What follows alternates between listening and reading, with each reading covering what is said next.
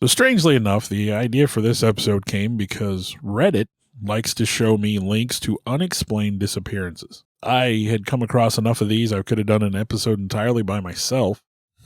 And I thought, well, I've got enough of these saved up. Let's do an episode about them. So we have collected here. We're going to do what we call an anthology episode where we talk about still unexplained disappearances. People who have seemingly vanished off the face of the earth and never to be found again.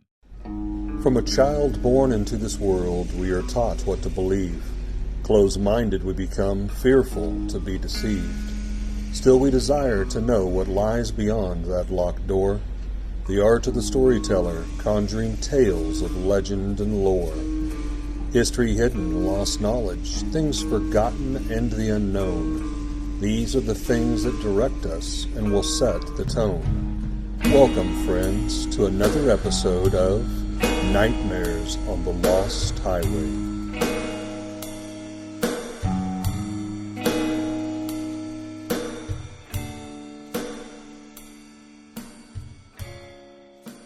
Now, you guys might remember back on our podcast number 34, we actually did an episode on the national park vanishings. So I think we both kind of tried to stay clear of that for the most part. We took it mostly outside of the national parks, but that alone is fascinating with how many national park vanishings there are. I still think there's another episode or two just in some of the really weird stories. Oh, easily. We could do with that one. Easily. And yeah, a lot of the unexplained disappearances that came up were missing 411 disappearances. But still, a lot of the ones that I found were completely different. And then a lot of them supposedly could be explained with alien abduction, which is what I found the hard way. I didn't read a lot of these articles ahead of time. I just had these links. I'm a Reddit guy. Reddit, being a social media platform, it kind of aggregates a bunch of links and it's a big message board where people talk about all these things. And so all these unexplained disappearances would just pop up in my Reddit feed. I follow a bunch of, weird, unexplainable subreddits. What? When did that start? Yeah. So a lot of what we talk about, I end up, they're topics I stumble upon, but I had so many saved Reddit posts about unexplained disappearances. I thought, man, we need to really, I've got enough material here that we could absolutely do something with it. And so, like I said, I proposed the idea and we sat down and we collected a few stories. For my first unexplained disappearance, I have the story of Carl Robert Dish. Now, Carl Robert Dish was a 26-year-old ionospheric physicist. He joined the staff at Boulder Laboratories in 1964. And while he was working there, he was asked to join an expedition to Antarctica at Bird Station. Bird Station is located about 600 miles from the South Pole. So in Carl's mind, he decides, I'm going to go ahead and accept this before it's forced upon me. The idea was he figured if he didn't pick it, it's going to be on my terms, not theirs. And so this was going to be a 6-month assignment, which I have to assume that 6 months in the Antarctic is going to be rough. Yeah. Not a vacation paradise. So while there, he spent most of his time working in the Central Propagation Laboratory, which required him to work many long hours in the radio noise building. Now, the radio noise building was little more than a hut, located about 7,000 feet from the main complex. So, I mean, that's a good walk, especially under the conditions. Under those conditions. Antarctic weather. The two locations were connected by a hand line, which is basically just a rope that's kind of threaded through some posts to help guide researchers during the harsh weather. If you've ever seen the movie The Thing, they used hand lines to move between building to your building. Visual perspective is maybe a few feet in some instances. Well, and the phrase snowblind, when the light hits the snow, you can't hardly see anything. So Carl had made this trip multiple times. He's familiar with the terrain. This was his job. He was doing this on a daily basis. However, on the morning of May 8th of 1965, he would leave the radio noise building and never be seen again. Somehow, Carl got lost in the frozen Antarctic during the trip back to the main facility. 7,000 feet. 7,000 feet with a hand line. With a hand line. Now, the wind was blowing that day, and the temperature was recorded as low as negative 44 Fahrenheit. Brr. That's cold. That's cold. Now, he was fully geared in Antarctic clothing, so he should have had adequate protection. He shouldn't have succumbed to the elements in that point in time. And the trip normally would not have taken more than 30 minutes. When he had not reached the complex by 10 a.m., his colleagues became concerned. They organized a search party. And they went out. They went between the buildings. They kind of followed the hand line to see what they could find. So the hand line's obviously still there. It's still there, still intact. They do. At about 11 o'clock, they find a set of footprints near the radio noise building at the bottom of the ladder that's attached to the hut. So I guess they use a ladder to get in and out. They find footprints. There's evidence that Carl was here. Which would lead to say it's pretty recent. Otherwise, you would think snow or wind would drift them over. Instead of heading south towards the main building, however, along the hand line, these footprints head out west, away from the facility. So they search out, they follow the trail, they go for about 4 miles. It leads them to the southwest corner of the station's outer perimeter, where the footprints suddenly stop. Just come to an end. Now, the tracks appeared purposeful, suggesting that Carl was not lost or confused. They were in a straight line. They didn't wander. They didn't veer. There was no evidence that he had fallen or anything like that. Didn't seem disoriented, weaving, following a drunk guy kind of thing or nothing like that. Yeah, he was walking a straight trail. So after that, they needed to return to base to refuel their vehicles. And after refueling, they moved back out to pick up where they had left off and performed a 3-hour-long search of the area. Found no evidence of Carl anywhere. Eventually, they decided to head back because the winds had picked up and they were blowing at about 30 knots.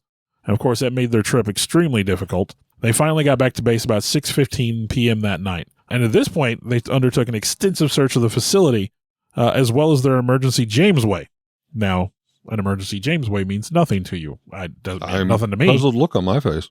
An emergency Jamesway is a portable hut that is easy to assemble and designed for survival in Arctic weather. Okay. So emergency tent. Yeah, okay. At that point, they also searched the fuel dump, basically everywhere they could search that was indoors at this point. No sign of Carl. Still no sign of Carl anywhere. So about an hour or so later, the team assembled and they formed a human chain to search the route between the buildings along the hand line. Once again, this trail that leads from the base, and then they went out to where his footprints disappeared. So they were going to search these areas that they had. Basically, they're going to search again where they've already searched. They're going to be more thorough. Like I said, they're formed this human chain, this linked up group of people. So they're doing pretty much the most encompassing kind of sweep they can. And often in these strange disappearance cases, we've come across this before in our research for podcasts. They go back to the same areas that they checked. There was nothing, and sometimes then all of a sudden they find something, and they say, "Well, we were already here. We've looked for all this. How did we miss it the first time?" So despite the difficult weather conditions, they set up floodlights and they lit flares. The intentions of this was both to help illuminate their search, but also to light up the camp in case Carl was still out there to say, "Hey, okay, we're here, and if you're lost, So they light this place up the best they can under the circumstances, because again, it's Arctic, it's night. Well, again, with the starch white snow, I would think the light would really cast and reflect. And so they searched that night until visibility became so poor that even the lights and the flares were rendered useless by the weather. Oof. They couldn't even see in the light. They had floodlights and stuff, and they couldn't even see. So the following day, they began a third search party using vehicles outside the base, and tried to find Carl again. And sometimes they would find unblemished tracks moving in a southwestern direction. So they found like a continuation of his trail, but by then the weather had wiped out some of them. They couldn't follow the would stand trail. reason. Even that trail, they followed it as far as they could, and it disappeared about 4 miles southwest of the radio noise building. So he made it a good distance, but again, those tracks just suddenly disappeared. 2 days after Carl's disappearance, yet another extensive search is started. This time, 8 men, 2 vehicles. They take a Jamesway, supplies, and fuel with them. They're out there for the long haul. They're going to find him. They begin at the main complex, moving to the south, and make perpendicular sweeps to the east and west. I mean, they're covering just as much ground the as they entire can. area. Yeah. They mark their progress with flags, so they know where they've been, where they're going. However, despite searching 12 miles beyond the perimeter of the station, still no sign of Carl. On May 12th, 1965, the northeast and southwest sectors of Bird Station were completely searched. And although the weather was favorable, darkness had set in and it kind of limited their ability to search. Now, during the next 2 days, harsh winds and fog made it nearly impossible to conduct any operations whatsoever outside the buildings. In total, by May 14th, 35 square miles had been as thoroughly searched as possible. Wow. No sign of Carl. Now, again, Carl's a fit man, younger guy. I think you may have said like mid-20s. Yeah, 26. So not like he was an elderly gentleman. Well, I was out going to here say we can only or speculate as to his physical health, but yeah, 26. He should have been in decent shape. Lord knows I was in much better shape at 26. Yeah, amen to that. Me too. Well, they never found any sign of Carl, and Carl was eventually presumed dead. A service was held by his friends and family at home, while another was held there at Bird Station by his colleagues. But the question, of course, is why did Carl deviate from the usual route, and what caused him to vanish? Now, a number of theories have been proposed over the year. One is, of course, that Carl was overwhelmed by the weather. When he had left the radio noise building, there was a combo of fierce winds, poor visibility, and, of course, the white landscape. He could have lost his sense of direction and just wandered off in the wrong direction. But again, he had done this trip many times. And, of course, once you're off by just a short distance, it'd be hard to find your way back if you were blinded by the wind and all that. Now, the fact that he did walk in a straight line for about 4 miles, and his tracks don't seem to indicate that he was wandering in any way, does seem to contradict that particular theory. There's another theory that says that maybe Carl suffered from some sort of mental breakdown. It's said that he'd been cheated during a card game just moments before his disappearance. Supposedly, he threw his cards down on the table and told everybody, kind of shortly, like, I'm going out to visit my friends at the South Pole, and just, like, put on his gear and left. Of course, the nature of the terrain, some say it could have broken him down mentally while he was walking away to clear his thoughts. But they also say a man with his experience in the environment should have known better. Pursuing such actions would have been suicidal, like to wander away from camp and lose your sense of direction. This isn't the kind of place where you just walk away to clear your head. You know? Yeah. Some argue that since the footsteps just stopped suddenly, that Carl was just vanished. Now, several members of the search party did report seeing unusual lights and hearing strange noises in the area before and after Carl's disappearance. But, when you're at that kind of level of freezing, the ground does make strange noises, and there are strange lights sometimes in the sky just because of the environment. So, again, they felt these lights and sounds were unusual, that they weren't natural, but, again, they could have been. And another strange fact is that it was reported that Carl's husky was claimed to have gone missing just a few days later. But that was never officially confirmed. So whether his dog ran off or not, no one really knows. But supposedly his dog did disappear. Now, one thing that people don't really delve into, but it's a possibility, maybe the Soviet Union was involved. Again, this is rarely considered, but there is a story, similarly, of a British Royal Navy commander who was attached to a survey group in Antarctica who disappeared during the Cuban Missile Crisis under similar circumstances. As details emerged about the story as it unfolded, it turned out that this man had secretly been working for the Soviet Union, and he was picked up by the Soviet Union before his cover could be blown. Now, Carl's occurrence did occur during the Cold War, and as a specialist in his field, he would have been a valuable asset. And he did volunteer for the job. He did volunteer for the assignment. Now, the theory could explain the strange lights and sounds. It could have been vehicles coming to retrieve him. It could have veered off to go meet those vehicles, yeah. The only place that this loses any credibility is that the amount of distance between Bird Station and the coastline. Would have been very difficult for someone to land there, send vehicles in to pick him up, but not impossible. And again, you do have a past precedent for that with this Royal Navy commander who disappeared. So, not to say it's impossible, but... Coincidence? So, again, if you've seen the movie The Thing, I would feel that's probably the closest a lot of us are going to get to exposure to the Antarctic environment. But yeah, those guys, absolutely. You can tell by watching that movie, you don't wander around outside. Yeah, that is not a friendly place. Especially in snow conditions and wind and whatnot, you're not going to survive. So what happened to Mr. Dish? Who knows? He just vanished without a trace. He's never been found. Interesting. All right, well, I'm going to dive into my first story, and it's a pretty lengthy one. And I wanted to go back in time a little bit to what I considered probably one of the earlier best documented cases, at least that I had at my disposal. And that is the one of the Sauter children disappearance. It was Christmas Eve, 1945. Fayetteville, West Virginia was the site. Now, Christmas. What's not to love about Christmas? That festive time of year filled with the aroma of fresh-baked goodies. Well, I'm guessing something bad for this family. It didn't turn out so pleasant for this family. Yeah, just pull off the Band-Aid, Bill, and ruin the entire story here. Well, we're talking about unexplained disappearances, Eric. Hopefully I've not spoiled anything here. Well, there was a father by the name of George Sauter. Now, he was a successful businessman, and together with his wife, Jeannie, they looked over what we would consider a middle-class family of the time of 10 children. No easy task today, but definitely not during the World War II era. You can imagine it wasn't any easier. Now, 9 of the 10 children were at home this night, along with, of course, mom and dad. Only the 21-year-old boy named Joseph was away from the house, and he was actually serving his country in the Army at the time. So we have 12-year-old Martha, an 8-year-old Jenny, and a 5-year-old Betty, the 3 youngest daughters. They were playing with gifts actually given to them by their oldest sister, Marion, who was 17. So we got the kids all kind of strung out here all the way actually into the mid-20s to the youngest at like maybe 2 years old. Now, after all the festivities of the day, Christmas Eve, Mom, Jenny, Father, George, as well as their sons, which was 23-year-old John and a 16-year-old George Jr., all prepared to retire for bed for the evening. Now, the 3 youngest daughters that I had mentioned had begged their mom at approximately 10 p.m. to please let them stay up past their normal bedtimes and just continue to play with their new toys that they'd got from their oldest sister, which she agreed. But only if the 2 older boys, 14-year-old Maurice and 9-year-old Louis, would finish the final farm duties for the family of the evening, which they agreed upon. Now, at that time, Mother Jenny took the youngest daughter, Sylvia, to bed, who was just a couple years old. At about 12:30 a.m., Mother Jenny heard the downstairs phone ring.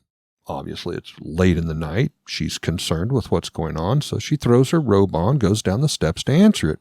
On the other end, she hears multiple people laughing, kind of the chiming of what could be like wine glasses and a toast, kind of a party atmosphere.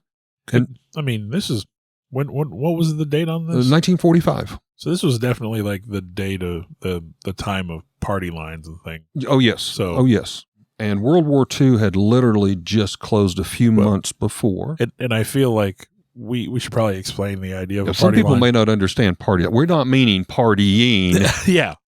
No, the idea, of course, being that phone lines used to be like sequential, basically, and everybody on like the same street would be on the same phone line, essentially. So you could just literally pick up the phone, and if your neighbor was having a conversation, you would just be part of that conversation. Drop in. Yeah, just jump right in. So, yeah. Great for the busybodies of the area that wanted to know everything that's going on. So, yeah, you basically shared a phone line, a phone number, if you will. Privacy was out the window. In this day and age, more than likely, you're listening to this on some sort of cellular device. So, that idea is completely lost to time. But, yeah, I mean, I remember growing up. I remember hearing about it. I was very young, but yeah. So anyhow, the phone rings. She goes downstairs. She hears multiple people laughing, what does sound like a party, wine glasses possibly chiming. And then after a short period of time, she hears an unknown woman's voice on the phone that she didn't recognize. And this person asks the whereabouts of another girl. And the mom, Jenny, says, I'm sorry, I'm not familiar with that name. I've never heard of her. I believe you may have the wrong phone number. She says there was kind of a pause, and then this unknown woman on the other end of the phone just starts laughing and then quickly hangs up. So she's wondering, was it a prank call maybe? Yeah, just an accidental call? That does sound like a wrong number. But as she did this, she's kind of collecting her thoughts, and she's thinking, well, the house is awful quiet. I guess that's why, my other daughter didn't answer the phone or anything. So she starts going through, and she notices that there are several lights left on in the house. She notices the front door is still unlocked. She walks into the living room where she had left Marion, the 17-year-old older daughter, caring for the 3. She finds Marion fast asleep on the couch, passed out, but no signs of the 3 younger girls, but the toys are all kind of neatly put back underneath the Christmas tree. So she's just trying to evaluate. She figures probably 17-year-old Marion conked out, the girls played to their extent, and went upstairs to their attic bedroom. So she's looking around. It is very odd. She mentions the children were all well behaved, and they knew that anybody that stayed up, these things were to be done before you went to bed. You obviously lock the front door. The curtains of the windows were open, which not only is a privacy, but at that time let a lot of cold air in. Yeah, it's funny you say you obviously lock the front door, but I grew up at a point in time, and I know you did. We didn't lock our door. The front door. So, I mean, I guess if your kids are told to, then yeah, they should. But, times were different then. True. Very true. I barely set foot in my front yard without wanting to lock the door. Yeah, these days especially. So while this was strange and not normal, she thought, well, you know what? It's now Christmas morning. They'd probably just got all tied up with everything and forgot it. So she dismissed it. She goes on upstairs again to try to get some sleep for the night. About 30 minutes into sleep, she hears a loud thud on the roof, which made her sit straight up in bed. It's Santa. It's Santa. Well, she hears what sounds like she later describes as a heavy rubber ball rolling off of the roof to a point where it hits like, I'm assuming like the guttering kind of clangs, and then she can even hear it hit the ground outside. And she's like, what in the world? So she's sitting there, she's listening, nothing else. And she's so tired, she says, I just literally fall back asleep. That's weird. So, yeah, definitely weird. Santa fell off the roof. Now, she goes back to sleep, and about, again, another 30 minutes, she is awakened. However, this time to the vivid smell of smoke in the house. Now, I will say, while following this story, I'm like, where's the husband at during this? But apparently, with everybody here and everybody staying for Christmas Eve, the husband was with the two older boys, and Jenny, the mom, had taken the young girl up, and they were in a bedroom separately. So not the traditional cleavers where you have the husband and the wife together in the same bedroom, at least on this night. So she gets up and immediately starts, letting her nose lead her to the source of the smoke. And she finds one of the rooms, which has been converted to her husband's office, is ablaze with fire. Smoke is bellowing out. The entire room is almost engulfed at this point in time, so very quickly spreading, and she immediately starts screaming.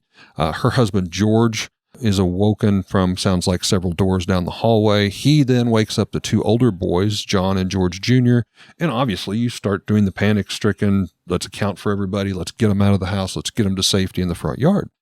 She runs down the steps into the living room where she knows daughter Marion was asleep on the couch. She wakes her up, and they all begin to go and call to the other children of the family and locate, and a few of them are grabbing some, personal belongings, trying to save it from the fire. Now, brother John, the older brother, is sent to go check on the kids in the attic upstairs bedroom. Now, here we get kind of some inconsistencies with the stories. Brother John originally stated to the police afterwards that he entered the upstairs attic, the siblings' rooms, and shook each one of them, awakening them successfully, and told them to quickly leave, get out. He then, however, recanted said statement, saying, no, I didn't actually get up the steps to the room. We had only called up, and there was no response. So I began to look for the kids elsewhere. So a few little inconsistencies there. Now, Father George, Mother Jenny, along with four of the children, escaped the house fire, but the remaining 5 other children remained to be seen. At this time, the entire house was engulfed in flames, including the downstairs living room, stairway, upstairs hallway, and the stairway to the attic, fully engulfed in flames. George and the 2 boys managed to climb into the first-level roof, and there Father George smashed one of the upstairs bedroom windows, slicing one of his hands and arm very badly, trying to gain access to the house to try to save and find the remaining 5 kids. On this first-level roof, the family practiced safety, and they had a ladder that was stored on the roof that would be used for just such an emergency situation. That ladder could then be stood up on that first level roof to reach the attic. The ladder's gone. There's no sign of the ladder, meaning you would have to have a way to get up on the roof to easily get the ladder. This was one of the weird things that just started for the night.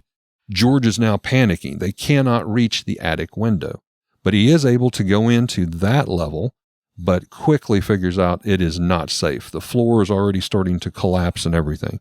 He then panics, he gets the boys and himself off the roof, and he decides he'll take one of the farm trucks, possibly pull both of the trucks up, or at least one up against the house, put the ladder on top of that to try to reach the upstairs attic.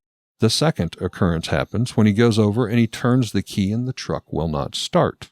Very odd, because this truck is used in his business every single day. He takes great pride in taking care of this. No problem, one of the other boys jumps over to the other truck. It also will not start. Again, panic-stricken, all of this happening in moments. They were unsure what they could do as they literally had to watch the house collapse around them, and they assume watching their children perish in the fire. The entire house burnt to the ground, and they said a matter of 45 minutes. The house structure entirely collapsed, ruins of smoke. With the World War II just ending months before, the local fire department was still very understaffed. There was also problems with the phone system that night, making an emergency phone call. Instead of being able to successfully make a phone call, various members of the volunteer fire department had to use walkie-talkies that reached only a certain range to piggyback the message to try to reach the fire station. Not well planned out. Everything that could go wrong is going wrong. Finally, the fire department volunteers arrive on the scene with a fire truck between 7 and 9 a.m. Christmas morning. The structure had already collapsed some 6 hours earlier. Huge lapse of time here before anybody gets here. One story was the fire chief did receive a call on the radio. He was actually at the fire department, but he reported he himself didn't know how to drive the fire truck and needed someone else to come in and help. He might be the wrong guy to be in charge. Wrong guy to be in charge. You're a fire chief and you don't know how to drive your own truck. By 10 a.m., the fire chief and crew had searched the debris. He had confronted the father and the mother, and while no bones had been found, they believed all 5 of the young children had indeed perished in the fire. Father George and Mother Jeannie were, of course, devastated. They began to violently cry and break down, holding their other children. Days later, with a special committee constructed for the fire inspection, it was declared that the bones were most likely reduced to ash and that the cause of the fire was deemed to be due to an electrical issue in the office. Do you know how hot a fire has to be to do that? Exactly. Like, even when you cremate a body. 1,000 degrees kind of area. Yeah, when you cremate a body. Hours. Yes, there's still bone fragments. Yes, we're going to touch on that. In the coming months and year, George and Jeannie Sauter, the mother and father, of course, attempt to patch their lives and move forward the best they can. However, in doing so, they played out that fateful night over and over again, beating themselves up, trying to cope and to figure out a way to deal with their loss, trying to understand what they could have done differently. They quickly come across that there were just too many things that didn't add up to be a simple electrical fire. There was the fact that Mother Jenny had went down finding the door unlocked originally when she got the phone call, the curtains open on the windows, and the lights were still on in the house. Then there was the missing ladder that was stored on the roof. It had later been found tossed over an embankment some 65 feet away. There was also the fact that neither of the 2 farm vehicles, the large trucks, would even start that night. Oldest daughter Marion came forward later to state she actually ran to the neighbor's house to borrow the phone to call for help, as I'd touched upon, but the neighbor's phone only gave a busy signal. Later to emerge was a driver in a car that passed the house that night. Thinking he possibly saw fire, he had stopped at the tavern just down the road and attempted to use their phone to call the fire department, but that phone also did not work on this night. Yet another neighbor comes forward later and claimed he actually had to drive to town himself to go to the fire station to personally inform and awake the fire chief, as no one could reach him. As they continued their own investigation, it was also deduced that the phone line issue was not due to the fire, but rather it was reported to the telephone company someone had intentionally cut their main line for the entire area. Now see, and you may get to this eventually, as you're talking here, and you're talking about all these things that have gone and happened, and especially when you get to the point where you're talking about cutting a phone wire. Like, you said farm truck, so I'm assuming this guy's a farmer by trade. He had like a towing business, large trucks. I mean, did he have enemies? Did he make enemies in his line of work? We're going to touch on that. Okay. Someone had intentionally, as I said, cut the main lines for the entire area, leaving several miles without service that night, alluding to what Bill was saying with the old party line systems back then. Now, George was still confused about the trucks not starting. They were both part of his business, a towing service and a kind of a delivery on the side business. He took great pride with their upkeep, and they are a part of that essential business. They were fine that night when he parked them. He had used them both previously, just earlier. Come to find out, there had been some local burglaries around the Christmas holidays in that area, probably not all that uncommon. Burglaries often spike around Christmas time. But on the night of the fire, a man was spotted near this home with a block and a tackle. Now, for those of you who may not be familiar, block and tackle is one of those large hooks and chains, might be used to pull like car motors and such. He was found to have been stealing motors out of vehicles in the area. Now, wow. Yeah. Ironically, this burglar, when he was stopped and questioned, did admit, without questioning even, he cut the lines. However, he insisted he thought it was power lines that he cut, not phone lines. I would think cutting a phone line versus a power line would have a dramatic difference. I think you would know the difference. Yeah, I would think sparks, electricity, and all that, but that's just me. Now, the phone lines, now sure, that made sense, so no one could call for help if he was caught, but he said he thought he cut power lines. The obvious thing that later come up was, why would he want to cut the power lines if he's trying to steal motors? What would he possibly gain from this? Now, then on top of all that, there was a filing error at the police department weeks later. The files concerning this block and tackle thief has never been seen since. Although the police do well remember the incident, there was just no proof of any files being made. So this burglar just vanishes without a name, and no one would even know any more about it. The police were so shocked with him confessing this, they didn't even think to ask, well, why would you cut the power lines, kind of deal. All of this was enough to keep George and Jenny engaged, that something here was definitely amiss. So they continued for years to investigate and question the authorities. The fire had been recorded as an electrical short. However, George, Jenny, and the other kids remember even as they were fleeing the house, the lights were still working. The kids even remember the Christmas tree lights still on. Now, you would think if there was an electrical short bad enough to cause a fire, maybe the lights wouldn't work. Well, yeah, I mean, I feel if the short's bad enough to cause a fire, that's part of the problem. That's what your breaker system's supposed to do. When you have a short, it's supposed to shut off electricity. So if it causes a fire, then it's faulty. It's not functioning as intended. So I can kind of maybe understand that. But the office upstairs, when first found, was already fully engulfed. So, I mean, let's say 10, 15 minutes had passed. Regardless, the other lights of the house were still on at this point. Now, all of this weird stuff, why would anyone want to do this to the Sauter family? Well, it could go back to a little-known history of the Italian immigrant George Sauter himself. He arrived in America as a young man and started a truck hauling business that became very successful, something that he also did in Italy before he came over. Now, this allowed him to marry and have the large family that we spoke about. Along with this success, Father George was quite opinionated, in particular about one of his former country's key figures, Mussolini, who was befriended by Adolf Hitler during World War II. Yeah, I think you're allowed to have opinions about Mussolini. However, the country, Italy, as it is implied, was torn kind of in the middle, almost equal for those that loved Mussolini, as well as equal amount for those who hated Mussolini. Now, George was very outspoken and anti-Mussolini, which was something that did not set well with some of the other Italian immigrants in the area. As a matter of fact, weeks before the fire, George remembers a door-to-door insurance salesman coming to the house. He was selling life insurance and tried to get George to sign up. However, George denied him and told him, "I am not interested. Please just move along."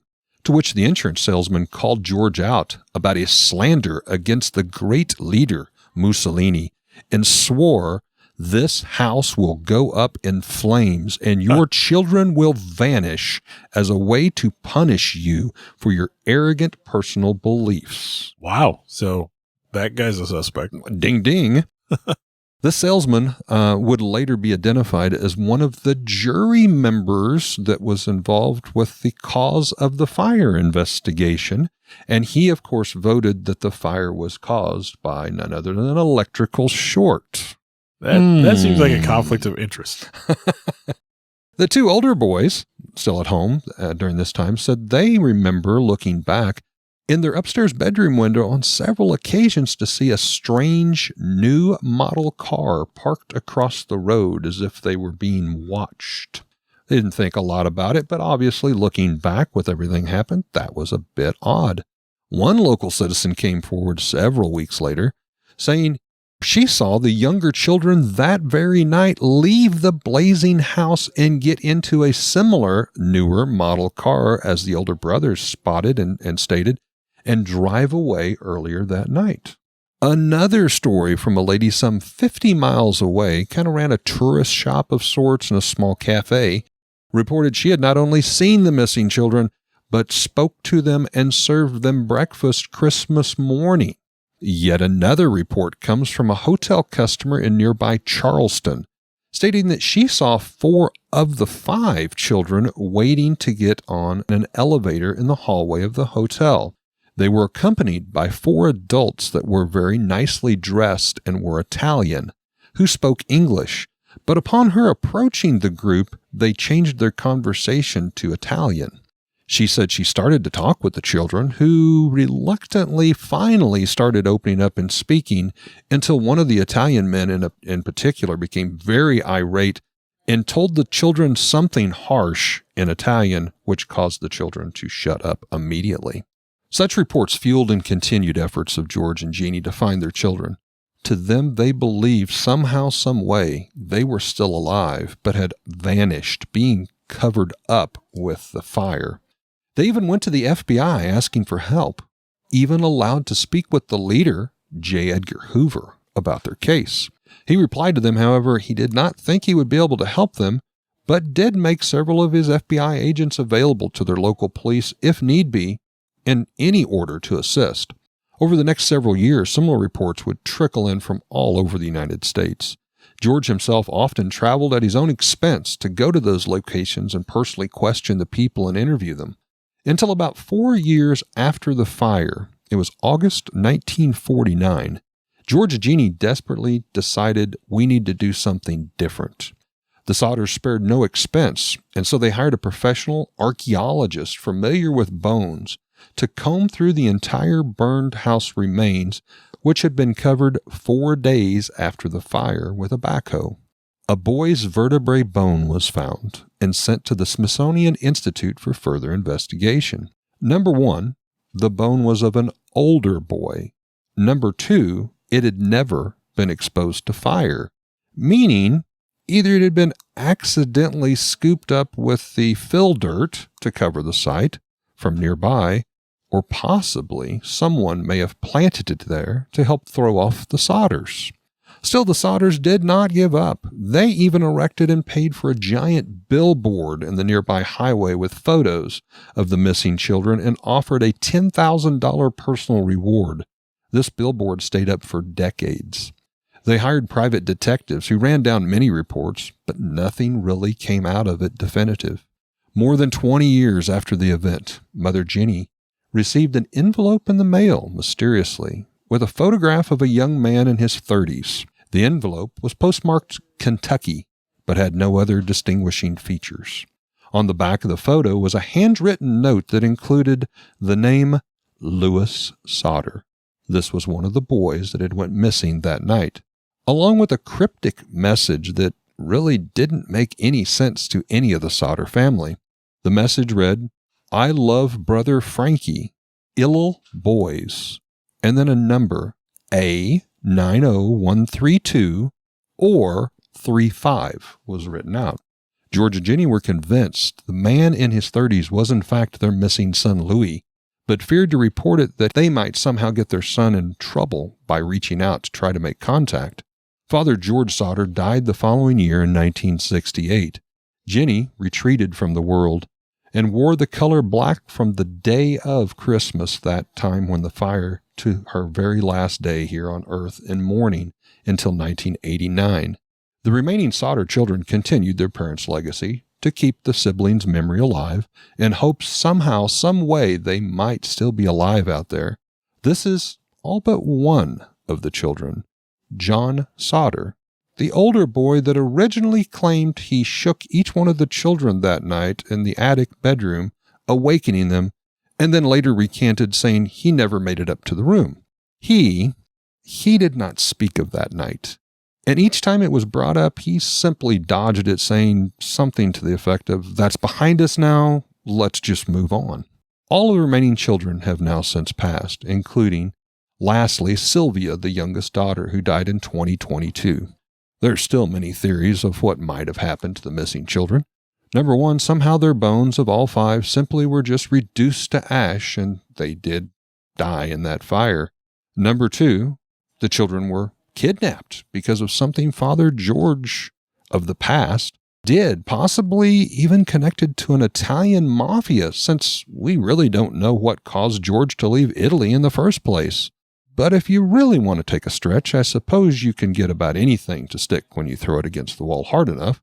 Going back to the alleged mystery photo of what some believe was 30-year-old Lewis, and the cryptic writing on the back side, part of that inscription was a number, A90132, and the words, or 35.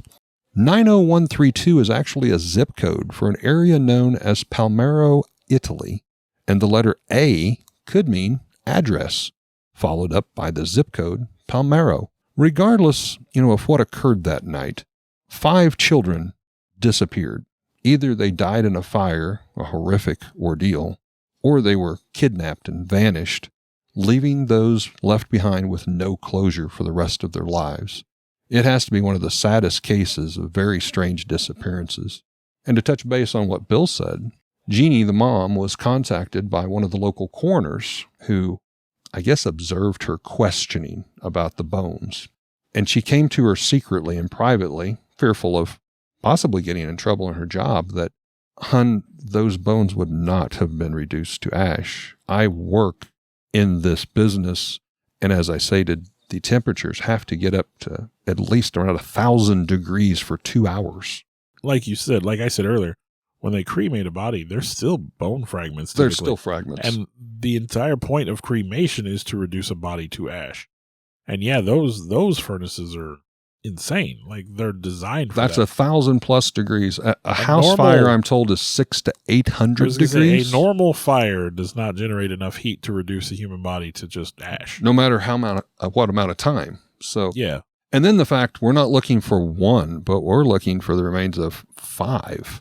To the point that there was actually another house burning within weeks of that one in an adjacent town, where an entire family of 7 perished in the fire, and they found the remains of all 7 with their bones. So sounds like he shouldn't have criticized Mussolini. Yeah.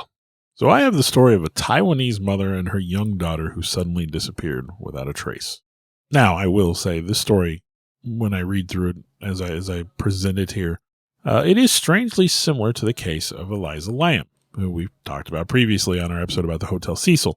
I mean, there's a lot of weird, strangely similar details. So on January 30th, 2008, a 37-year-old woman, fair warning, these are Taiwanese names, so I'm probably going to say them wrong. Then I apologize in advance. But a 37-year-old woman named Liu and her 4-year-old daughter both went to the Yonlin Financial Building in Zhenghua, Taiwan. They both entered an elevator there, only to never be seen again. This disappearance was apparently big news in Taiwan at the time. When I did search for this, I did find multiple articles. Unfortunately, most of them were in, I'm going to assume, Taiwanese, whatever, I'm assuming they speak Taiwanese. I didn't. My resources were somewhat limited. Of information from those, yeah. So according to the building manager, it was late at night when they arrived, and the woman appeared to be confused. Both mother and daughter were wearing red jackets. I don't want to say matching red jackets, so we can get into that level of detail. Now, the manager was suspicious. He didn't initially want to let them enter the building. He didn't really know why they were there. And so he stopped them, and he asked the mom where they were going. And she told him they were looking for a friend, and then they kind of just skirted past him real quick and then dashed into the elevator. Now, he never did see the two of them leave the building. And so he suspected that maybe Miss Liu had entered the building to commit suicide. And so he checked the security cameras throughout the building. Now, what he found on the footage is kind of what makes this case really strange and kind of makes it sync up a little bit with the Eliza Lamb story. According to the footage he found, Miss Liu had entered the elevator and she looked very frightened and nervous. When the elevator doors shut, she, as soon as they were closed, she suddenly removed her jacket and took her daughter's jacket off and threw them on the floor of the elevator. Then they were both removed their shoes. She took her shoes off and then she took her daughter's shoes off and again threw them on the floor of the elevator and left them there. When the door opened on the 11th floor, she kind of looked out nervously at first and then grabbed her daughter, and they both walked out of the elevator really quickly out of sight of the camera. Barefoot and without their coats. Which, like I said, they had left behind. Now, he suspected that she had come here to jump from the building, and so he contacted the police, the building manager did. After reviewing the footage, the police believed that he was probably right, so they immediately searched around the building, around the outside. Dozens of officers were mobilized, but there was no trace of them found outside the building anywhere. So if they had jumped from the building, they wouldn't have been very far. They would have been right there. During that time, police were also questioning anyone who entered and exited the building, and yet none had seen the woman or her daughter. And so officials thought, well, maybe she's changed her mind at some point. And so maybe had decided to commit suicide by alternative route. Their thought is that still that she had killed herself. And so they widened their search to include the inside of the building as well. They even checked the water tank on the roof. Yeah, right uptown with the other story. Still, they found no trace of either the mother or the daughter. Now, after the story hit the news, a man who claimed to be Mrs. Liu's husband came forward. He said they had 4 children and had been separated for a year. Apparently, he was alcoholic. Their marriage was not great. Their relationship was potentially abusive, but apparently he would drink. They would have these really horrific arguments, and so, they were separated. He said that she was raising the 4 children. He paid child support, and when she left home, she told her oldest daughter, who at that time was in the 6th grade, that she was taking the youngest daughter to go stay with relatives for a few days. Now, with little to go on, they closed this case after 10 years. At that point, Mrs. Liu's eldest daughter came forward, and she spoke to the media again and said that her mother was a very religious person.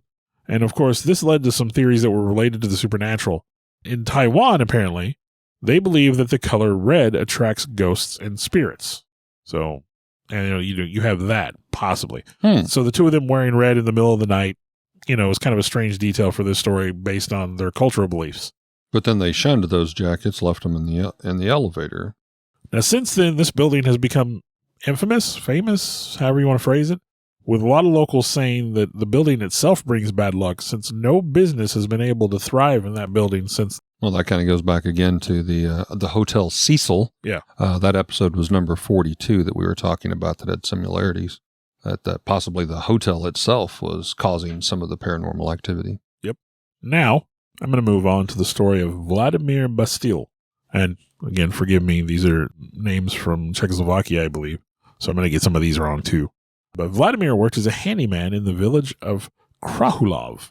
That rolls off the tongue nicely. At 3 a.m. on January 14th in 1999, Vladimir woke up and he walked to Krahulov to work, just like he did every other day. Now, the snow had just begun to fall, and Vladimir walked the same route he took every day. And he usually walked along the Czech motorway, I-23, and this word is from the village he lived in, which was Szech Okovish, maybe? You did better than I would have. And he walked to Krahulov. Now, 4 witnesses said they had seen him walking along the road. And then, a couple hours later, another worker noticed that Vladimir had not yet arrived at work. And she noted that the building he was meant to make repairs on was still seemed to be deserted. All the lights were off, and there was no sign that Vladimir had ever been there. So she called the boss and said, hey, Vlad's never showed up. He's obviously never been to work. So the boss heads over to Vladimir's home to check on him, which seems really nice. He got to Vladimir's home, and he found Vladimir's unfinished breakfast and an unfinished cup of coffee on the table. And Vladimir's dog was there, and the dog seemed to be irritated. I mean, there was something going on. The dog was not quite, wasn't acting right. So he let the dog off the leash, hoping that the dog would go and find Vladimir. Now, the dog did take off down the road, followed the same trail that Vladimir would have followed walking to work. And his boss, was looking around. He saw Vlad's footprints in the snow and then found a place where the footprints abruptly stopped. Here we go again. When the dog got to this spot where Vladimir's footprints ended, it began to behave strangely. It was kind of cringing, it was growling, it's barking. Even the dog kind of was like, hey, something weird's going on. The dog refused to leave that area. And eventually, Vladimir's boss had to pick up the dog and just carry him back to the village. The dog would not come of its own accord. So he had to bring the dog back to the village. The next day, the police were contacted and a search effort was undertaken. I'm not going to try to say the name of the village again, but residents of the village that Vladimir lived in, as well as the town where he went to work, jumped in. They wanted to help the police. Vladimir's relatives joined the search. Everybody's trying to find him. Firefighters and the Czech army searched in the surrounding area and the forest locally. There was even a pond not too far away, Stekli Pond. They searched it, dredged to the bottom of it, just in case Vladimir had somehow stumbled into the pond and drowned. No evidence of Vladimir was ever found, and eventually they called the search off. Now in the spring, when the snows melted, they undertook another search effort, hoping to maybe find his body. Still no sign of Vladimir. Now the official position of the police is that someone had hit Vladimir with their vehicle while driving down the road, and then threw his body in the car with the idea that they would dispose of it somewhere else. Oh, wow. I mean, that seems, I don't know if that's normal for their part of the world, but I mean, around here, if you hit someone with your car, you're definitely not supposed to bundle up the body and go dispose of it. We did have an incident of that, though, on Interstate I-44 not so long ago. Now, there are those who consider the possibility of a supernatural explanation and even possibly alien abduction. Obviously, these suspicions do originate from the number of oddities of this case, such as the tracks and the snow suddenly disappearing, the lack of any signs of vehicle collision to corroborate the police theory. I mean, the people who believe in the supernatural think that the most compelling argument, of course, is the bizarre behavior of animals in the village. Of course, Vladimir's own dog, who behaved very strangely upon reaching the end of the trail, and its refusal to leave the area. Now, let me ask a question on that. In your research, we talked about the Alaska and the footprints there disappearing. Was it like the area melted or was scooped away and that's why the prints ended? Or were you led to believe that literally it was just like somebody just went whoop and just vanished? Yeah, it was still wintertime, so there's no reason to believe that the footprints would have melted at that point. This is early January. Okay. So, no, it was just like footprints that like someone just yanked them stopped and right off the planet. Yeah, sucked them up in a UFO or whatever and took them away. But going back to talking about the dogs, 3 days after his disappearance, his dog also suddenly disappeared without warning and for seemingly no reason. But Vladimir's dog was not the only dog to behave strangely in the village. According to residents and other first-hand accounts, every dog in the village at the same time, no matter where they were, would begin to bark non-stop, which was, of course, unusual. And the barking would last for a long time, and the villagers described the sound as somehow different. And then it would stop suddenly. And this all started shortly after Vladimir's disappearance. Now, again, potential explanations. There was even a Czech newspaper article written at the time entitled, "He was kidnapped by a UFO." I mean, nobody said there were UFOs in the area. Again, nobody spotted anything. Yeah. Now, some people do lean into a more supernatural possibility. Some suggest that he may have encountered a time gate. So, portal, wormhole. Vlad might have inadvertently become a time traveler or possibly stepped into another dimension. Again, alternate dimensions. You know, the multiverse theory is very popular these days.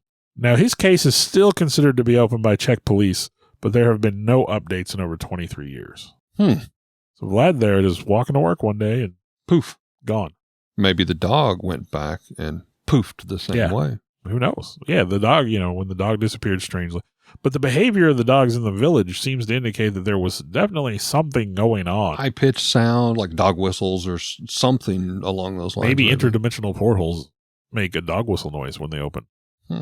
But yeah, again, that's another one where footprints in the snow just gone. Vanish. All right, well, I've got another one, another story. This is the story of Judy Eldridge, a 50-year-old woman who vanished from, we're going to say, Philadelphia, Pennsylvania. And when I get into the story, you'll understand why I worded it that way. Just kind of leave you hanging there. Yeah. I need to know what you mean here. Yeah. Well, in September of 1996, Judy was the happiest she had been in years, living through 2 failed marriages, raising 2 small children, struggling most of her adult life. However, now at the age of 50, she had met and fell in love with her soulmate, her third husband, a successful attorney named Jeffrey Smith. Now, the lovebirds were slated to attend a law conference in Philly, or I should say her husband was slated to attend the law conference, in April of that year. And while the primary trip was to allow Jeffrey to attend that, they agreed they would escape and take advantage of a few extra days. There, they planned on spending some time together, possibly even doing some camping and hiking. However, I will say Jeffrey was not a healthy man. I will also say he was and this is in his family's words, a grossly obese man, not the perfect candidate for hiking. Time frame wise, when did you say this was? 1996. Okay. I was going to say, if it was an older time frame, grossly obese had a different definition than it does these days. So he was a big guy. He is a big old boy. Yeah, hiking's not easy when you're that big. Yeah, I wouldn't think so. But nobody really touched upon that in the story, but it just seemed to be the elephant in the room. So I wanted to address that. Whoa, Eric, that was... I'm sorry. Elephant in the room. That sounded horrible. The two had dated for 10 years prior to the wedding. Together, they had met as Judy was working for Jeffrey's ailing health father, living kind of as a in-home nurse. It had been love at first sight. Jeffrey was smitten by Judy because he himself had also struggled with the obesity that I had mentioned most of his adult life, and he was happy to land such a catch. Judy was ecstatic with Jeffrey's kind heart and the fact that together Jeffrey would adopt her 2 children and help provide a better life for all 3 of them as well. But bad luck was on their heels. First off, as they left the airport for Philly, Judy had arrived there and discovered she accidentally left her identification at the house, so was unable to board the plane. They talked it over and they decided to keep Jeffrey on schedule and not missing his conference. Jeffrey would go ahead and fly ahead. Judy would in turn run back home, grab the necessary identification, come back and catch a plane, and they would meet in the city later that night, which they did. The 2 were said to have had supper together that night, and then they retired to their room. Jeffrey would return to the conference the following morning, and Judy stated that she was happy to explore the Philadelphia area while he was attending, as they both were getting dressed and left about the same time. She said she had wanted to take in many of the sights, including, but not just limited to, the Liberty Bell. However, this is where things start getting a bit weird. Judy and Jeffrey were to meet back up that second night at about 5 p.m. there at the hotel, where they had planned to meet some friends from out of town and go out for a night on the town. Now, Jeffrey had run just a little bit late, arriving at 5:30, about 30 minutes after what they had originally agreed upon, but there was no sign of Judy at the hotel. He learned there was a small party going on downstairs, and even went there to see if by chance possibly Judy had met someone and went to the bar and maybe lost track of time. But none of the hotel staff or other customers stated they remembered seeing a woman matching Judy's description in the hotel at all that day. Now, Jeffrey described how his wife was dressed that morning and stated that she took, as she always did, a red backpack. She always wore this backpack instead of using a purse. She felt it was safer and easier to keep track of. But Judy had somehow just vanished. Police questioned and reviewed some of the video footage at some of the locations that she had mentioned she planned to visit, including the Liberty Bell, but nothing. She did not show up on any of the video camera surveillance. Jeffrey himself became a suspect. Like in so many cases with disappearances or possibly murder, 90% of the time the victim met foul play by a spouse or an ex. This did not set well with Jeffrey, and even when the police came, he refused to take a lie detector, which the police said would have smoothed things out a bit and allowed them to move on. Now, this added interest to him by the police as even more of a prime suspect. Now, police interviewed hotel and restaurant staff, reporting that, again, no one anywhere had actually seen Jeffrey with his wife or any other woman, nor had they seen her at all. The restaurant in which they were alleged to have eaten at the night before did not remember seeing either of them. So had Judy ever actually arrived in Philadelphia?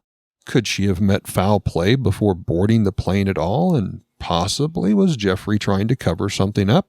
However, friends and families from both sides were quick to defend husband Jeffrey, all stating the two were madly in love and neither would have been capable of doing something heinous one to the other.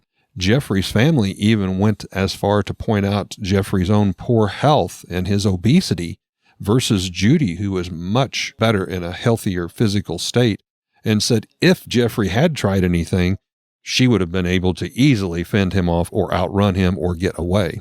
So finally, he was somewhat dismissed with really zero real evidence or motive claimed that he was involved.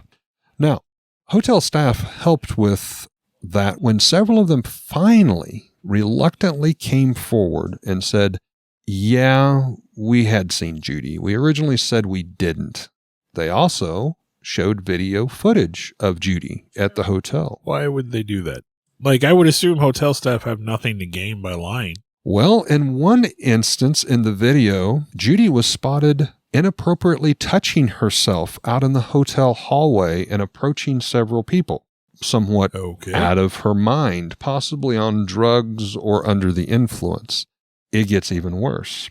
At one point, she was spotted running naked down the hallway where she ran out the front door and sat greeting people at the hotel, propositioning them.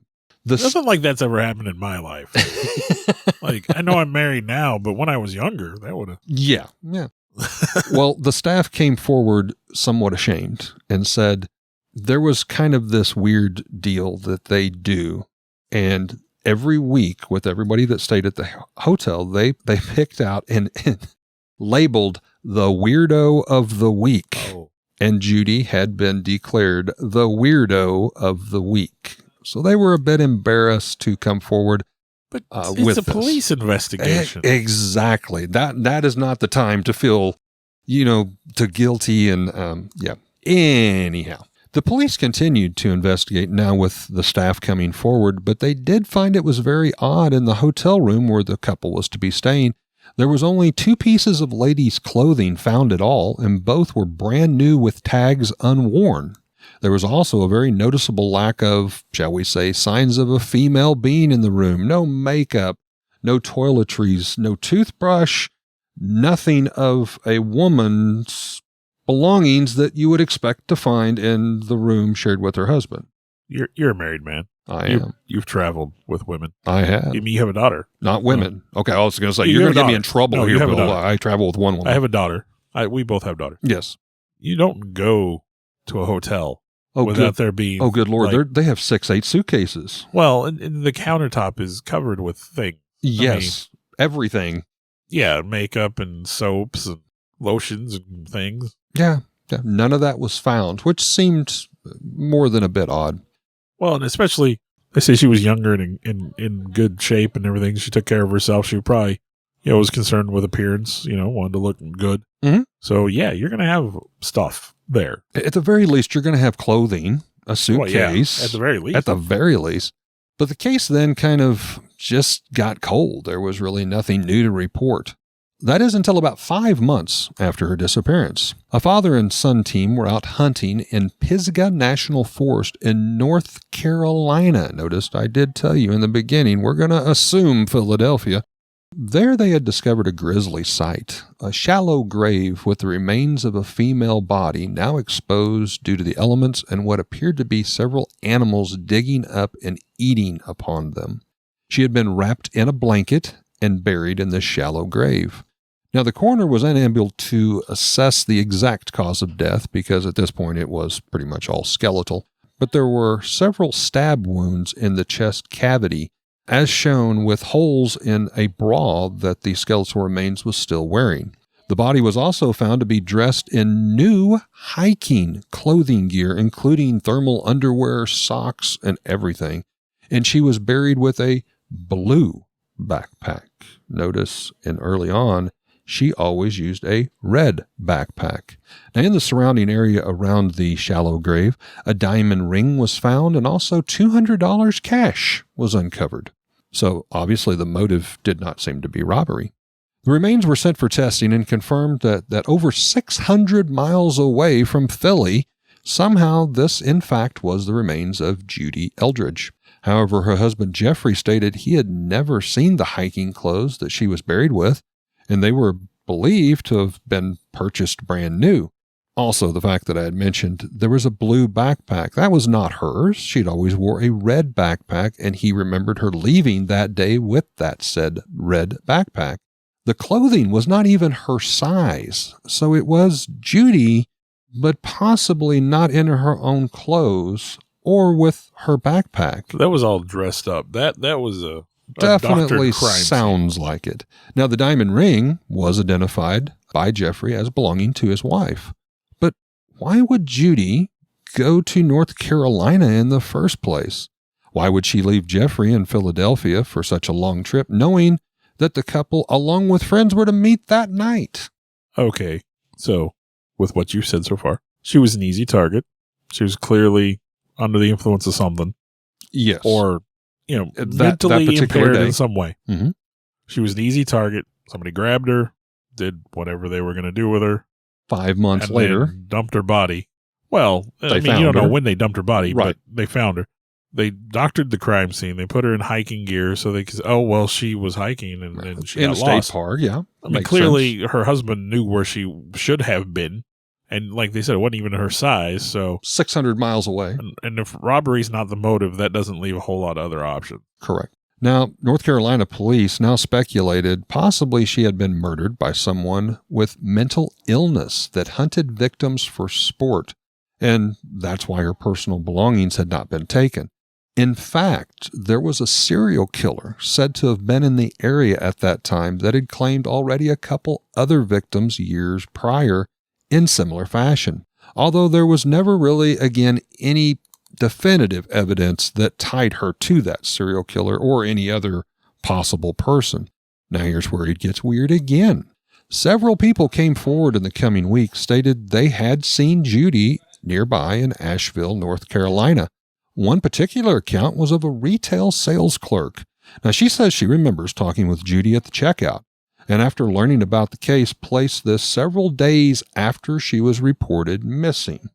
From Philadelphia, the sales clerk said she was very pleasant, well-mannered, carried on a logical conversation, quite a long one, in fact. She purchased several items there, none of which was hiking material. Sounded more of like a general store kind of deal. And she even told the clerk she was married to an attorney who was attending a convention in Philadelphia, but said, since he's busy, I decided to come down here for a few days and do some hiking. Okay, so it seems like my theory was wrong. Now, no one could come up with any reasonable reason of why Judy would do this. Jeffrey, her husband, continued to be a person of interest in the case until he himself died in 2005. But now, since he's deceased, if he was involved in any way, he took those secrets to the grave. And we have another vanishing disappearance without explanation. So I've got one last story here about unexplained disappearances. That of a World War II blimp whose crew disappeared. In August of 1942, the L-8 blimp came back from its patrol off the California coast, where it was searching for Japanese submarines. And mind you, this was near the beginning of the U.S. involvement in World War II. But when it returned, its 2-person crew was no longer on board. There's a lot of unexplainables right there. Yeah. Now, the blimp was crewed by 2 experienced pilots. You had Lieutenant Ernest DeWitt Cody and Ensign Charles Ellis Adams. Cody was 27 and a graduate of the Naval Academy, and Adams was 34 and had served in the Navy for more than 10 years. Now, machinist mate James Riley Hill was also on board before they took off, but Cody had instructed him right before they left to go ahead and stay behind, allegedly due to concerns about the extra weight. So that seems, kind of suspicious. So on August 16th, 1942, about 6 a.m., they departed from a small airfield located on Treasure Island, an island built in the San Francisco Bay for the World's Fair. Now, during the first hour and a half of the trip, there was nothing worth noting. At about 7:50 a.m., however, the crew radioed back that they had discovered an oil slick in the water, and they believe it could be a sign there was a submarine lurking there. They reported they were going to examine it, and this was their final communication back before they disappeared. Now, the Navy dispatched search planes to locate L-8 when it failed to report back, but they did relax their search when a nearby military base reported that the blimp had landed and that its pilots were safe. Seems reasonable. Yeah. It was later reported that this information was wildly inaccurate, as the blimp had actually landed on a beach about a mile away. Witnesses claimed at that point there was no one on board, and despite making efforts to restrain the blimp, it rose again into the sky and drifted off towards Daly City. Yeah, as we were kind of talking earlier, I'm just imagining this giant balloon blimp just landing without anybody guiding it and just kind of hop-skipping, jumping around. Yep, that's kind of what happens. So when it arrived in Daly City, authorities discovered that the door to the blimp's control car was open. There was no indication of damage or fire. The radio was still functional, and the pilot's parachutes were untouched. Ooh. The blimp was missing one of its anti-submarine depth charges, though. Well, that's odd. Well, that was later found on a nearby golf course. So who knows how it got there. The only other items missing from the blimp were the pilot's life jackets. Now, that is standard protocol during these flights. So the pilots, if they were missing, the life jackets should have been missing with them. So they would have been wearing them anyway. Now, investigations into what happened only turned up more questions. On the day in questions, the waters off San Francisco were bustling with fishing boats, Navy vessels, Coast Guard ships. There was a lot of traffic in the waters that day. So that resulted in several eyewitnesses observing the blimp's movements. Based on eyewitness accounts, the blimp released 2 smoke flares over the oil slick to mark it before it gained altitude. A Pan Am Clipper seaplane witnessed the blimp's flight, and a search plane later spotted it at an altitude of about 2,000 feet, which is twice as high as they normally would have been. So they were way up there. And then it descended back below the clouds at that point. Now, as the blimp deflated and became increasingly misshapen, hundreds of onlookers on the ground followed its progress. They were watching it. Like, lots of people saw this blimp traveling. One witness said it looked like, quote, a big broken wiener. I'm assuming he means hot dog, but who knows?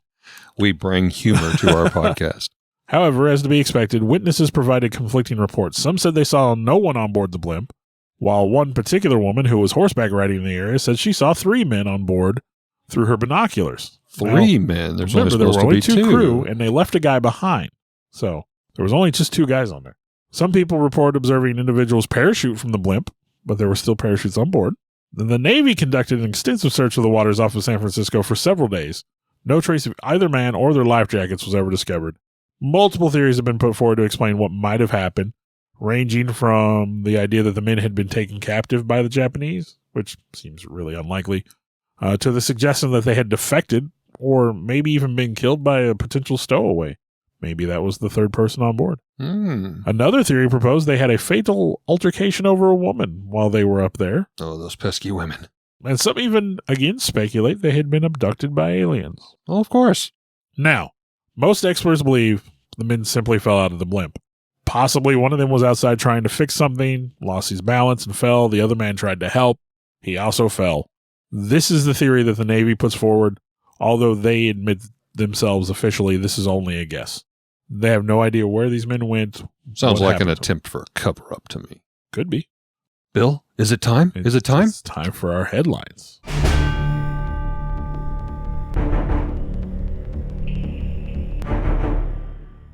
So my headline is from the Kansas City Star, dated April 6, 2023. Ooh, very recent. Our episode here has been about unexplained disappearances. I thought I would talk about an unexplained appearance. I like it. I like it a lot. The title of the article, Kansas City and missing for 32 years, found dead in burning car in southwest Missouri. Hold on. I think I've heard this story. Yeah, you probably heard this one. This is by Bill Lukich. Firefighters were called to a burning vehicle in a parking lot in Lebanon, Missouri, which is roughly 176 miles southeast of Kansas City. It's where we're sitting right now, just about. About 8 blocks from where we sit. Yeah. And when they responded, they came upon a 1979 Chrysler New Yorker that was on fire.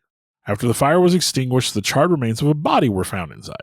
An autopsy was ordered to determine cause of death and identify the remains, and DNA evidence revealed the body to be that of 71-year-old Stephen Wynn, a Kansas City man who had disappeared 32 years ago. Stephen had lived with his wife and children in Kansas City until 1991. Investigators conducted interviews, which led them to conclude that Wynn had assumed the identity of his former wife and later taken on another alias. It's not immediately clear why he did this. Investigators also traced Wynn to an address in Camdenton, Missouri, which is about 30 miles from here, give or take. And there they found documents that led them to believe that he had died by suicide, that this was intentional, which has got to be a heck of a way to go. Yeah, wow. Police at the time of the writing of this article were still awaiting full results of the autopsy. And I found that story weird. It immediately jumped out because, of course, you find a body in a car, that's kind of big news. And that was it was a big thing around here. And then to find out that this was a guy who'd been missing for 32 years, there's a mystery there. And who knows, as this story unfolds, this may be a full episode someday, but an unexplained appearance would definitely be an interesting capstone to an episode about disappearances. And I won't unravel that a whole lot, but I will say that particular parking lot, that hotel has went out of business and has been for quite some time, but up in its latter days, it did not have a good reputation. Prostitution, drugs, chop shop not meetings. In this town. Yeah. Welcome to Lebanon. All right, well, my nightmare headline is something I wanted to try to make a little lighter. We've had a lot of bad here. And actually, as I was doing research, an ad popped up on my computer. And it just so happened, because, of course, computers and government listen on everything, to be somewhat related to what I was doing research on. Imagine that. That's how the algorithms work here. Well, the History Channel, their store actually, this year has made a new calendar available for purchase on their online shop. It's a daily calendar that features 365 days with 365 individual cases of strange disappearances, inexplicable events, and strange phenomenons. Sure, to bring interest to your life with mysteries unfolding for you every day. Everything from crystal skulls to the mysterious pirates' plunder, booty hidden and forgotten treasure awaiting to be found, or mysterious shipwrecks that lie at the bottom of the ocean. One blurb I just thought I would share here. I randomly picked out February 27th, Monday. You can imagine turning your calendar as you go to work, and it says History's Unexplained Mysteries. General Custer's Lost Treasure. Though any American history buff worth their salt could tell you about the brutal slaughter known as General Custer's Last Stand, in which George Armstrong Custer foolishly led hundreds of his soldiers to their deaths at the Battle of Little Bighorn. Relatively few know the story of the General's treasure, which is said to remain undisturbed, buried somewhere out in the vast American West. Romantic though the notion may be, historians say there is persuasive evidence that in the time leading up to the final battle, Custer was known to be carrying 6 months of back pay for his men in silver, gold, and banknotes, worth approximately $25,000 at the time, obviously much more in today's modern times. After his defeat and death at Little Bighorn, however, the treasure vanished, and the general consensus is that Native American warriors claimed and buried the chest with precious metals and the U.S. Treasury notes on Sioux land. Beyond this, however, no trace has yet been found, and though the scant survivors of the incident verified the existence of the treasure, none could offer any helpful clues to its potential whereabouts, and its remains are still lost to this day. That was just a bad day for those guys. Not only did most of them get killed, but even those that made it didn't get their pay. Yeah, we ain't going to pay you for this. Yeah. Horrible. Well, we hope that you have enjoyed this episode of a collage of strange disappearances and reappearances. Thanks for listening, y'all. So before we get too far, I found the show on Hulu called Letterkenny. Oh, yes. Oh, geez. Hours of entertainment. I've been that pitter patter. Let's get at her. Allegedly. That pitter patter though, man, it's gotten stuck in my head. Let's get at her. Last week I had the worst cold. I think. Actually, I just think I had COVID. I think everything's COVID now. You see, there's like a new version of COVID that emulates seasonal allergies. Yeah. What the hell? In the springtime. Imagine it. Yeah. I'm not the kind of guy who's like downplayed COVID. You know, the early days, I was like, oh, we're all going to get COVID and die. Yeah, we're all going to die. But now I'm just like, I don't think COVID's real anymore. I just think everything's COVID. It's just, Early on, we talked about what happened to the common flu. Yeah. Nobody has the common flu anymore. It's some coronavirus. I just think everything's Corona now. I think everything's just COVID. My Corona. Oh, yeah. You're going to like the outtakes on the Jack the Ripper then. Oh, I haven't got that far yet. We sang, if you remember correctly. Oh, good Lord. You got to leave that in, right? So. It was December Eve, 1945 in Fayetteville, West Virginia. December Eve? December Christmas. How do I want to word? You could just say Christmas Eve. You don't need December. Okay. That's implied by Christmas. True. As they continued their own investigation, it was deducted the phone line issue. Deduced. What did I say? Deducted. Jeffrey was smitten by Judy. Spitting fire. Firefighters were called to a burning building in a burning building. Nope, I already messed that up. I want to take a time to thank the people that helped bring this all together. Alex Tudor, you can almost call him our producer at this point.